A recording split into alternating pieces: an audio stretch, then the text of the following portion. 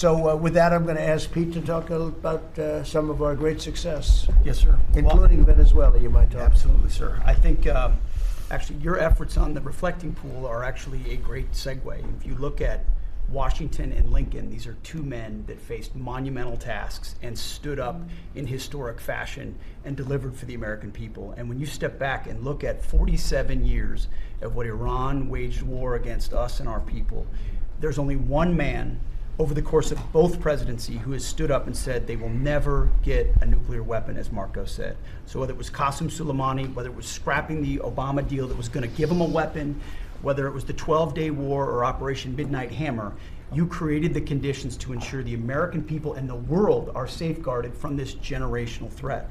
And so when you authorized Operation Epic Fury, just like you talked about with the reflecting pool, we didn't do the same old thing the way we'd done it in the past after Iraq and Afghanistan, the way we waged wars. Instead, you said we're going to do this smart. We're going to do it overwhelming. We're going to use maximum lethality, and we're going to bring them to their knees. And so whether it's their Navy that's at the bottom of the Persian Gulf, their Air Force, their air defenses, or their defense industrial base, they may have missiles, but they can't build more right now. And they can't build more drones right now. And they can't build more ships. And so they came and cried uncle to talk, which Steve and Jared and the vice president and others are doing so ably. And during that time, we put in a world-class blockade.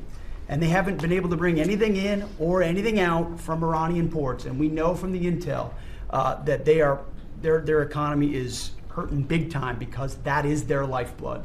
And again, bringing them to the table. So whether it is through the efforts of your negotiators that they ensure that they never have a nuclear weapon, or we have to go back to the War Department to finish the job that way, we're prepared to do that. And I think even our reach on the dark fleet of Iranian tankers, no Iranian tanker around the globe is safe. And we've seen seizures all around the globe, again, choking off their economic lifeblood. But all of this is possible, Mr. President, thanks to the investments that you've made in this department, firing on all cylinders. For the second year in a row, we're at historic recruitment rates. Last year, we said that here. This year, we beat it even faster.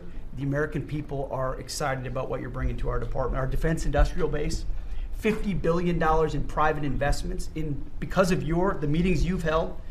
Defense manufacturers are investing in new plants and new manufacturing, new production lines, so that we're getting weapons faster than ever. And then the $1.5 trillion that you've committed to the department going forward, that's 1 million American jobs. 1 million American manufacturing jobs. That's Golden Dome for America, that's F-47, that's B-21, that's $50 billion in drones. We're going to lead the world in drones, shaving years off of production of all of those, everything under budget and ahead of schedule, which is what the warfighter deserves. And we saw it, you mentioned Venezuela, Mr. President, you saw it on display there. Think of the fact that our Southcom commander just landed via helicopter at our embassy, peacefully at the welcome of the Venezuelans, because we're now partnering with them, hopefully, even on the counter-cartel mission as we secure our hemisphere. So we've secured that southwest border. We're going to war with the cartels through the America's Counter-Cartel Coalition. Venezuela is a big part of securing our energy future and defending the homeland. And then I just want to note one more thing to give you a sense of how committed this president is.